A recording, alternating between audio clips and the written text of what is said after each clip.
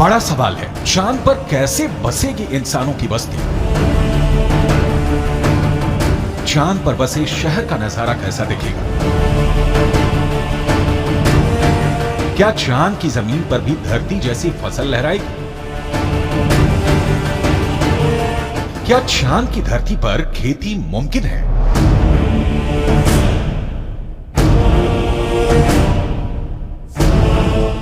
विज्ञान कहता है कि चांद पर अभी इंसानों के रहने लायक वातावरण नहीं है, लेकिन नासा का कहना है कि आने वाले वक्त में चंद्रमा की धरती को रहने लायक बनाया जा सकता है। लेकिन दावे के मुताबिक चांद पर बसने वाली बस्ती नहीं होगी सस्ती। अंतरिक्ष में चंद्रमा धरती का सबसे करीबी पड़ोसी पिंड है। पिछले 6 दशकों में इंसानों ने 100 से भी अधिक मून मिशन को अंजाम दिया है। सभी मिशन को कामयाबी नहीं मिली, लेकिन इन मिशन ने चांद को सबसे ज्यादा खोजा जाने वाला स्थान बना दिया और अब चंद्रमा पर जीवन की संभावनाओं की तलाश हो रही है।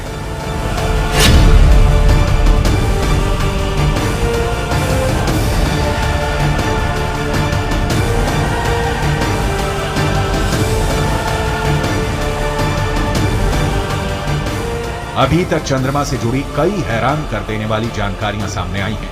दावा किया जाता है कि चंद्रमा की मिट्टी में कई तरह के खनिज हैं। चांद की सतह पर पानी होने के भी सबूत मिल चुके हैं। वैज्ञानिकों का मानना है कि चांद पर जीवन के सबूत भी मिल सकते हैं। संभावना जताई जा रही है कि भविष्य में चंद्रमा पर मानव बस्ती बसाने का सपना पूरा हो सकता है, लेकिन यह काम इतना भी आसान नहीं है। चंद्रमा पर इंसान के कदम भले ही साल 1969 में पड़ गए हों,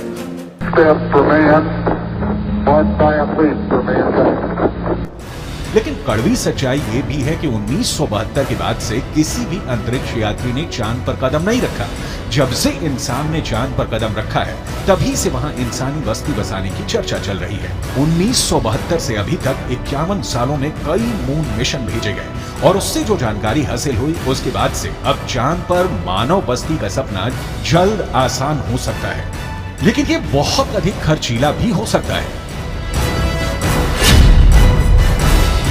क्योंकि अगर चंद्रमा पर कॉलोनी शुरू करने के लिए धरती से सामान भेजने होंगे तो ये काफी महंगा साबित होगा। एक अनुमान के मुताबिक सिर्फ 100 लोगों के लिए चांद पर जरूरी सामान भेजने के लिए करीब 1.25 लाख करोड़ रुपए का खर्च आएगा। ऐसे में अगर चांद पर इंसान को रहने लायक बस्ती बसानी है तो सबसे पहले रोटी, कपड़ा और मकान जैसी बुनियादी जरूरतों को पूरा करना होगा, जिसमें सांस लेने के लिए हवा, पीने के लिए पानी, पेट भरने के लिए खाना, हवा के दबाव से लैस रहने लायक जगह और रोशनी के लिए बिजली जरूरी होगी। दावा है कि इनमें से ज्यादातर जरूरतों को चांद से ही पूरा किया जा सकता है। चंद्रयान 1 की मदद से चांद पर पानी होने की पुष्टि हो चुकी है। पानी की खोज के बाद इसरो अब चांद पर जमी बर्फ का विश्लेषण करने में जुटा है। चांद की सतह की बनावट को समझने में लगा है।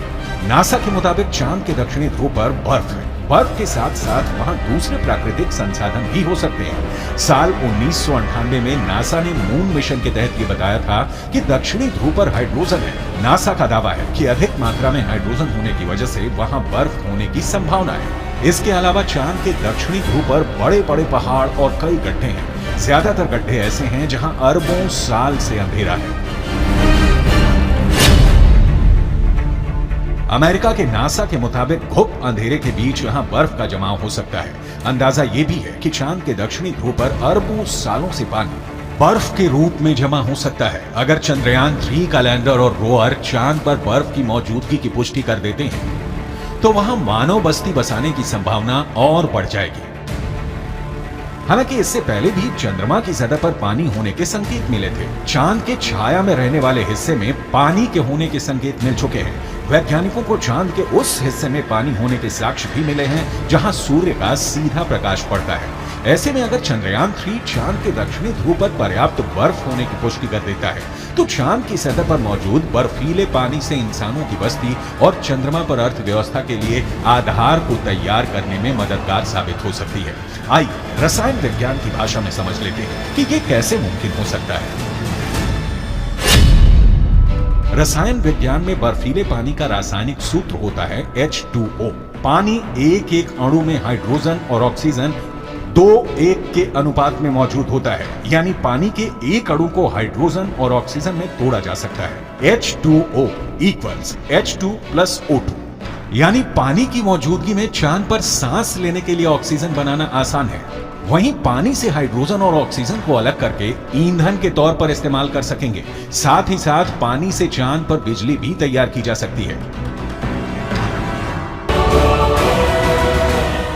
साफ है, चांद पर मौजूद पानी कई समस्याओं का समाधान हो सकता है। पानी के इस्तेमाल से सिंचाई के लिए खेती का काम भी आसान किया जा सकता है, क्योंकि चांद पर इंसानों की बस्ती को लेकर रिसर्च कर रहे वैज्ञानिकों को तब बड़ी कामयाबी मिली थी जब चांद की मिट्टी में पौधे उगाए गए। अपोलो 11 मिशन के दौरान करीब 22 किलो सामान चंद्रमा से लाया गया था।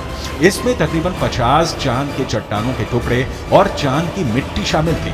शोधकर्ताओं को इस बात का बिल्कुल भी अंदाजा नहीं था कि चांद की धूल भरी मिट्टी में कुछ उग भी सकता है या नहीं। उन्होंने इसे एक प्रयोग के तौर पर लिया कि अगर अगली पीढ़ी में कोई चांद पर जाता है तो वहां पर कुछ उगा सकता है। जो नतीजे सामने आए उसने वैज्ञानिकों को चौंका दिया। ऐसे में अगर चांद के दक्षिणी ध्रुव पर पर्याप्त मात्रा में पानी नहीं मिलता तो चांद पर बस्ती बसाने का सपना अधर में लटक सकता है। यानी चांद पर सस्ती बस्ती बसाने में चंद्रयान 3 बहुत बड़ा रोल निभाने वाला है, जिसकी शुरुआत चंद्रमा के दक्षिणी ध्रुव पर भारत के धमाकेदार दस्तक के साथ हो चुकी है।